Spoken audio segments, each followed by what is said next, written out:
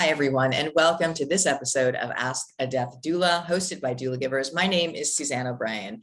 Today, we're going to talk about grief, and we're going to talk about healing grief. My guest today is Reid Peterson. He is the creator of Grief Refuge, a mobile app for grief support. He achieved his master's degree in transpersonal psychology from the Institute of Transpersonal Psychology in 2007, and is certified in death and grief studies by the Center for Loss and Life Transition. After losing his biological father to suicide in 2006 and his stepfather to cancer in 2016, Reid felt a calling to help the grieving find peace and purpose after loss. Reid, thank you so much for being here. Thank you, Suzanne. I'm looking forward to our meaningful conversation. Definitely.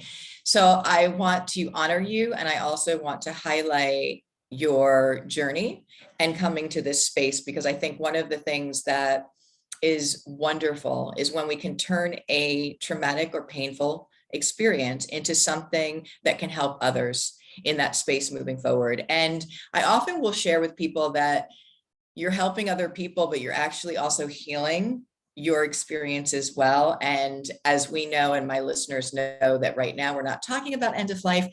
We're definitely not talking about grief. So this is a wonderful interview and podcast for us to really get into the grief area of our life's journey and experience. So if you would be so kind to share a little bit about that background and what brought you to the passion to want to do this work.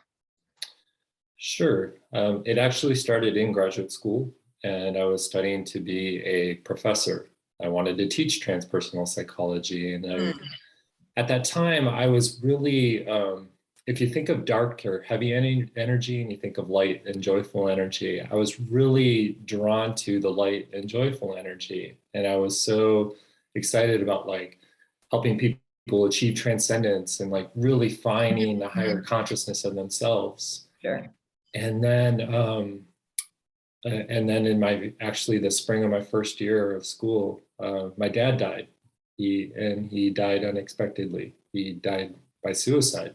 And I took on this approach. The way I reacted to the news and the events was really a lot of relief. And it was, at the time, it felt very authentic, truthfully, because my dad, most of his adult life was a constant struggle. He struggled with post-traumatic stress. He was in the Vietnam War. He also was an alcoholic. And so my communication with my dad was difficult. And I just didn't have a solid, bonded father-son emotional connection. And so I really grasped the concept of he is in a better place. And also his suffering is ended. He's free. Those were some of the terms I would repeat in my mind. And then over some time, I realized, I do feel sad about his loss. I miss him. And I also am slightly feeling guilty about the way I originally felt. And so I had to process that a lot for quite a few years. And then in 2008, my stepfather, who was an active father figure in my life, he was diagnosed with multiple myeloma. And so his battle with cancer was long, it was grueling. I give him tremendous props for being a warrior in his journey. And then in 2016, I think he said, I've had enough, and he transitioned. And when he died, I thought, I've been here, I've done that, I've grieved a father, I'm gonna be good. And Suzanne, I was completely surprised by how different and how deeply emotional I felt with Warren's passing. And so it led me to seek out local support groups and also grief counseling in my community. And those were very helpful experiences and tools that I relied on. But I also got to a point where I was like, what do I do in the in-between? Because there was kind of this duality experience, of feeling really supported and then feeling really lonely. And then a week later, feeling really supported and then feeling really lonely again. and that led me eventually to the work that I'm doing now. Really powerful. And I love that you had two very different experiences, but I also really want to highlight our veterans. And it gets me really emotional because, end of life is so complicated in and of itself for all of us. But you then bring in veterans and their past experience and post-traumatic stress disorder. And, it's a very, very unique, specific end of life or life that they carry with them. And I think we don't do, nearly obviously enough. And we have to bring back that awareness, how difficult it is for people. It's the most difficult end of lives I've ever been part of are my veterans, honestly. So I thank you for those two journeys, and thank you to your father for his service. I think it's very important that you shared that I feel good, and then all of a sudden I don't feel good. I feel supported, and then wait a minute, and this is a very natural, and I want people to know that, because I think if we don't talk about end of life, we definitely are not talking about the grief part of it, and we're not sharing the natural way that grief works. So if you would be kind enough to give us just a definition, if you could, of what grief is. As best you can. Well, I'm laughing because I'm like, well, maybe I can address grief and our connection in this conversation. Yeah. But then I really want to point out that if I were to talk to someone else, I might say different words. So let me preface it that way. But okay. In a nutshell, let's go textbook. Grief is the thoughts and the feelings that are related to a loss. The loss doesn't have to be death related. It could be a significant experience in life, but that's very generalized. And taking it a little bit more specific to death related loss, I really think it's the ability to journey and to come to understand your life experience, and also what you defined the relationship was while your loved one was still living, and now how you define the relationship going forward. Because I believe there is still a relationship that can be maintained with somebody who has transitioned. Definitely. So thank you for that. And I want people to really understand that grief is a response to loss of any type. And there's so many, and I think that we all probably can pick several things that we feel lost to in the last few years here. So people were, grieving their life as they knew it, or the situation, or their jobs, or all of it. It was just very layered and very intense. Really honing into that it's a natural and expected response. And so one of the things that I find in my work is that when we don't talk about this area at all, we don't know what is natural and what isn't, and what is complicated and what's not, and also what tools that we can use for helping support each other. And one of the things that I often will say is that our presence is the best medicine we can give each other. So I am not here to fix things. I am not here to, wave a magic wand and make things disappear. I'm here to be in this journey with you and to bear witness, and also to share whatever tools that I can offer that you would choose if you want to use, but also just to say, I'm with you here as a compassionate human being. So I love that definition of grief. And again, I want to get into a little bit more. The next question I think we should talk about is, why do you feel in your experience that we are at a place in our journey of this humanity that grief is just really not talked about, that so much complicated grief? I have my obviously thoughts on that, but what is your thought about that? I appreciate you asking, because it's something I've pondered for quite a long time. And where I tend to lean towards is pain.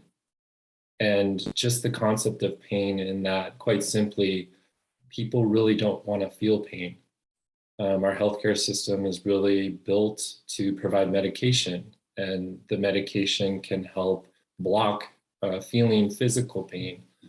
And then emotional pain, a lot of grievers that I've supported, they just get so sick and tired of crying all the time.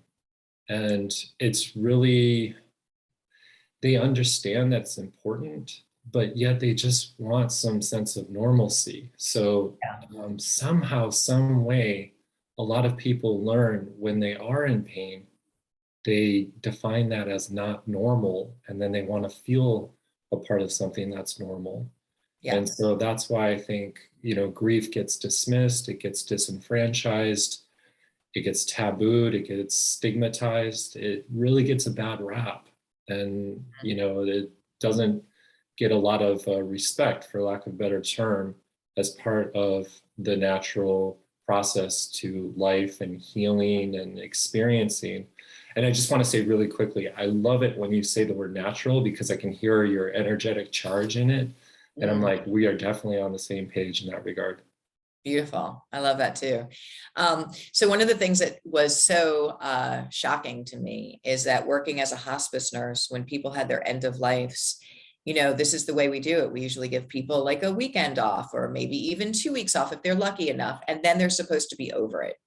They're supposed to go through the services, go through the motions, and then kind of put it in a tight little box with a bow on and put it away. That's not how it works.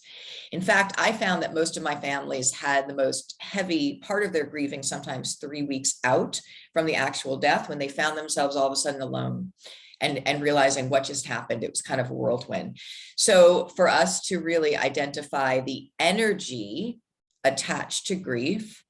And when you said pain, let's talk about pain for a minute. We know pain is uncomfortable, right? But pain is a wonderful signal to you that something's there for you.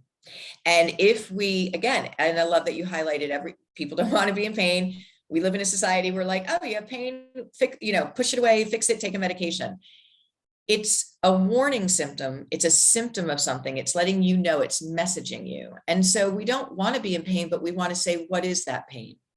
And we have got to honor it, to recognize it, to acknowledge it, to move it. So you can play all the games that we want. And believe me, we're all works in progress. There's no judgment here about pushing it away, about pushing things away, about taking medication. You're just masking it. It never goes away. And what happens is it will just transmute or grow to something even more severe. So knowing that it's natural to me, knowing that it's expected, but then also, okay, what's here, to acknowledge it, and how do I sit with it, honor it? What are my tools to actually eventually transform it? So what I love with my families that have gone through a process of healthy grieving or in that space is when they can get to a place of looking back at the end of life and it's not triggering that painful emotion anymore, but they're looking at it more with, okay, that person I loved, and we're highlighting the positive aspects of that end of life and of that person, because it's almost like a highlight reel. End of life, everything goes so fast. This is how trauma works, and it's usually the negative things are highlighted in the reel. So if we are remembering that quickly, we're remembering, oh, when they were in pain or something mean that they said, or whatever that may be, you want to reprocess and go back and really start to reprogram that memory and take that highlight reel that was painful and say, what were those moments with my mom that were beautiful? What really happened there? And so it's a process, but unless we're willing and we have the courage, which again, it doesn't take a lot. I think it's more the awareness to sit with the pain, to make friends with the pain, to befriend the pain. We're not ever really going to be able to transform it and move past. Yeah, all I can really say is ditto. Yeah, ditto. I like it. But that's great, because I really want people to hear that. So, and this is wonderful because this is the platform that you are offering, just that kind of support that people can have a tools and a platform and a support group to actually transform it. So we will get to that at the end to share what that beautiful app is. But a couple more questions before we get there. Do you believe that, if you're aware at all, that if we brought back ritual into the end of life process itself, would that have a bearing on jumping off point of healthy grieving? What is your feeling on that? It's a beautiful question. And actually, when you asked it, I could kind of feel something sink into like my tummy, like viscerally, where it's like, oh yes, like that. Incorporating ritual more in the aspects of end of life and or grieving and memorials, I think that it can be so comforting. And in the act of comfort, it can really help provide some insight into maybe not giant leaps, but some baby steps for the next phases of life. So I think that any ritual is helpful. I think that, oh man, when ritual is participated with, loved ones, it's even that much more empowering. I'm all for ritual, Yeah. especially in nature. Oh gosh, yeah, for sure. What I have found right now, we are living in a society that we treat death as optional. And, when it shows up, which we know inevitably it will, right? One day, 100% guaranteed. When it comes, it's like a shock to people. And I'm even speaking about people who are in their 90s, that the family's like telling the doctor, what do you mean they have a terminal diagnosis? Fix it. So we put pressure on our doctors, and we've taught them that if somebody dies, they've actually failed, which is, again, we have to really change our thinking here. We have to bring death back into the natural fold of life. But for me, that denial, first of all, I think death is our greatest teacher about how to live, because there's so much wisdom and beauty here. Just your presence, the gratitude that you have, purpose and all of that, and how we're all connected. But also it really becomes a crisis at the end with that removal of it. So that when it does show up, we don't have any advanced care planning. We haven't thought about it. And usually there's a ton of regrets, because if you live every day thinking you've got forever, well, you're not going to get to that conversation, or maybe you won't climb that mountain or write that book or whatever it may be. And when you realize that your time is up, oh no. So there's a whole bunch here, not just for the person, but for the family. So I have found that the end of life is very complicated with that, but then the grief part is extremely complicated. The families that have done this, and it's becoming more and more of an option that people are using, I slow down my families. Like if I'm there as a hospice nurse and a doula giver, I want them to take as much time at that end of life when that person dies. And usually it's kind of a very fast process right now because of people not planning, and that person dies. And I say, don't rush this. Don't call the funeral home right away. What do you mean don't call them right away? Who needs to be here? Take your time. And that window of when that person has their end of life, for people to stop and be present, and maybe they sit in quiet, they read, they tell stories, has had such a direct impact on the way that grief and bereavement goes from that point forward. There's lots of documentation about 3-day home wakes and things, and I'm really trying to be an advocate to help bring that awareness back. Do you have insight onto that as well? Yeah, I guess I can piggyback on your thoughts. I hear your passion, and I'm like, yes, I definitely advocate for slowing things down, just to help process, because life changes almost like at the snap of a finger when somebody so important now has died. And so there's so much to take on. There's, all the administrative tasks, and nobody really asks for that. So taking an approach to settle and let things just kind of like marinate for a minute is helpful. Yeah, you beautifully articulated it, because it's like there is no need to rush. Yeah, and we really shouldn't. We need to take this moment in, because if you think about it, we'll never get this moment again, right? So even if, and again, I'm not ever telling somebody what they need to choose for how they memorialize, but I want people to know they have options. And this is really empowering, because I feel like at end of life, people tend to feel such a loss of control. They have lots of choices, and there's lots of beautiful options with natural burials and water cremations and home wakes.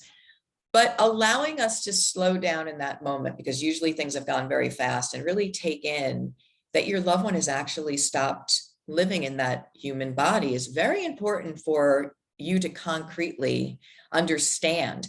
When I have been a hospice nurse, and when people have had end of life and they've gone so quickly, it's fight or flight. The terminal diagnosis, go home. Everyone is kind of frenetic, not sleeping. They have their end of life. Call the funeral home, 15 minutes, they come in, the body's whisked away. Sometimes you don't even know what happened. And I think that really contributes greatly to the complicated grief that people are suffering.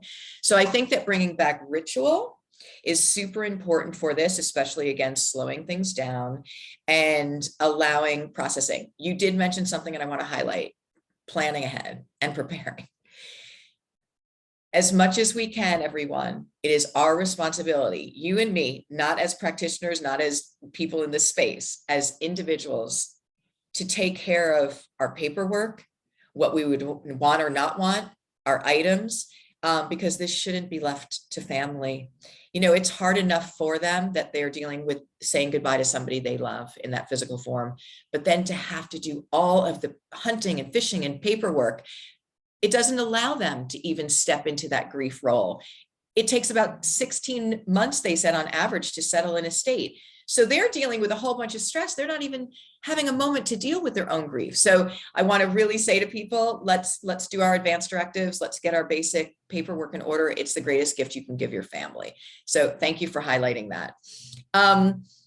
Stuck grief.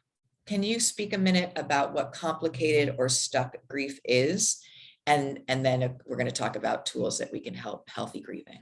Sure. I guess I think of very practical statements shared by people, and I guess 3 common things come to mind. They feel very hopeless, and like a statement of like, I just feel like I'm treading water or barely treading water. That's often an indicator of the hopelessness. There's loneliness. I think any type of grief is a lonely process. Let me rephrase that. It's for sure isolating, and many people also feel very lonely. And then feeling lost, not knowing what to do now. That's, I feel like those, like thematically, those 3 things, when you gel them together, you have some complicated grief, and you have some what people refer to as being stuck in their grief. That's really the thought off the top of my head. I could go deeper, but I might start sounding a little clinical, and I really want to avoid that. Yeah, no, I appreciate that. I think for me, the people that I have worked with that have those stuck energies of grief, it has been where something happened in the experience where they feel that it can never be healed or undone, or like, for instance, one of the most common things, and I have to say, we had a webinar last night with 1,000 people learning the level 1 end of life doula, how to care for their loved one at the end of life. And people come to that webinar to learn how to do the care for those at the end of life, a skill that I try and get people to learn before they need it. And so many people talk about how this webinar healed them. Now, I'll give you an example of that. One of the most common things that happens at the end of life is that people will wait for you to actually step away from the bedside for them to have their end of life. So these are people that are in a sleeping coma at the very end, the transition, not talking, not having their eyes open, the 5 minutes that somebody leaves to get a cup of coffee, go take a shower, that person decides to have their actual end of life. And people come back and are usually riddled with guilt that they missed it. Now, this is a very common occurrence globally. I've worked with people all over the world. And what is that saying on a bigger picture? And I'm told that that person does not want that to be the last thing you remember, because death is too hard. So they wait. Now, how do they know you left the room? So when people come to this webinar and they hear this, and they've been holding this on. In fact, I'll give you just one quick example, because this is so important.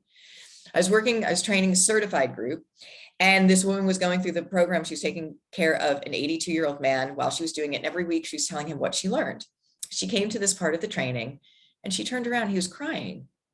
And she said, "Why are you crying?" And he said, "You just gave me the greatest gift. I've been holding on to my mother's end of life for 35 years that I wasn't there."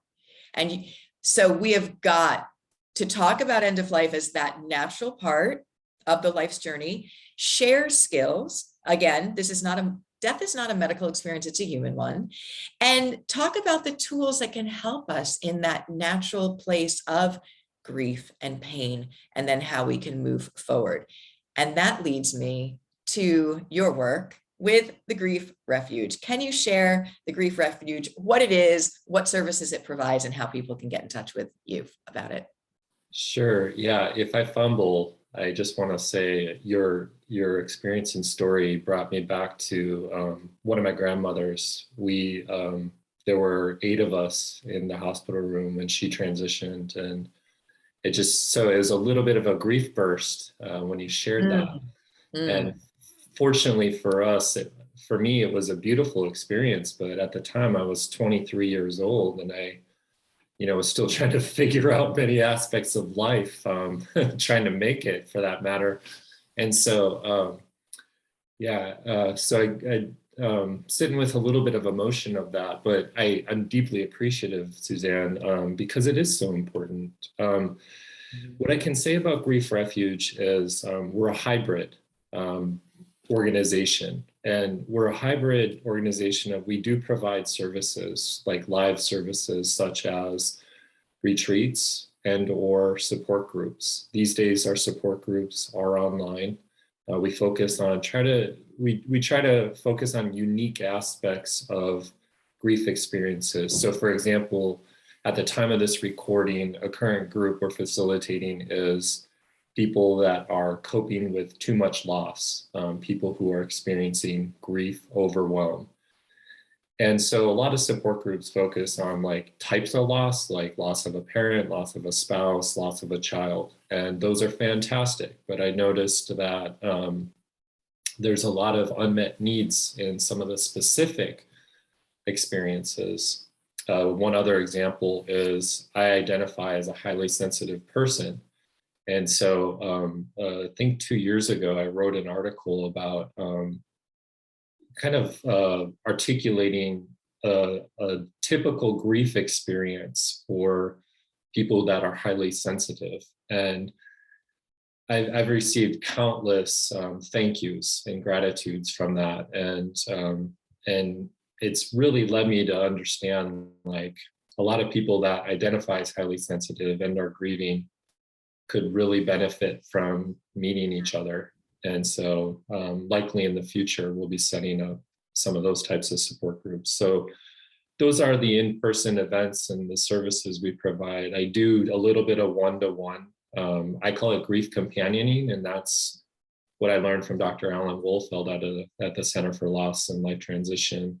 And companioning is a little bit different than counseling. Well, it's very different from counseling because counseling tends to follow the mental health model. And unfortunately with the mental health model, I'm overgeneralizing, but I will say, like, there's a basic assumption that something needs to be cured or something needs to be fixed. And, I mimic your words of like death, grief, it's all a human experience. And so with companioning, I really focus on the matter being heart-centered and soul-centered. And so I find myself doing a lot more listening and a lot more being a soundboard for someone who just is that lonely and not being able to express a lot of what they're feeling. And then we have the digital side. We have the product. In my story of my loss, when I came to learn that there was an in-between, you get support and then you don't. And what do you do in the in-between? Well, the Grief Refuge app is the answer to that. It's really a platform. It's an app on both Android and iPhones. And anyone who's grieving can come to that, and they can seek and get validation. They can find comfort. They can, hear stories. They can hear daily reflections. They can get a little bit of guidance. Yeah. And it's all there for them. And it's really convenient. And I'm really proud of that because at the time that I was experiencing my loss, nothing like that existed. And so we planted that seed and brought it to life. And it's doing really well. A lot of people are finding it in the app stores, and they're really thankful for it. They're just grateful that something like this exists. So again, back to the start of this episode, just reiterating how taking your experience that was painful and difficult and turning it into a gift to make the world a better place. Amazing. I honor you. The technology part, again, we live in a world that, we got shut down. Technology, people sometimes, technology, but there's really beautiful benefits to technology. And when you find yourself in this grief journey, which is a journey, this thing called life, and you have those moments, you can click something and immediately be connected to support. That's beautiful, because we can't always get to a meeting. We can't always get to a retreat. Love that. And we just have to end this on emphasizing the power of our presence. The power of true presence is the best medicine we can give one another at the end of life and in life. And that's with that open, heart-centered, compassionate, I'm walking this journey with you. I'm companioning in humanity to make it a better place. I love it. Reid, I want to thank you so much for being our guest on Ask a Death Doula. Thank you so much. I love your work that you do, and I'm sure plenty of people will be reaching out and using your services. Suzanne, thank you. I love your passion. I'm deeply inspired just by having this conversation with you. So thank you. Thank you so much. Okay. Well, anyway, to be continued. Everyone, thank you for watching this episode of Ask a Death Doula. Again, my guest today, Reid Peterson, and we will continue. We'll put all of your links below. Get in touch with him. And again, I will see you in the next episode. Thank you, everybody.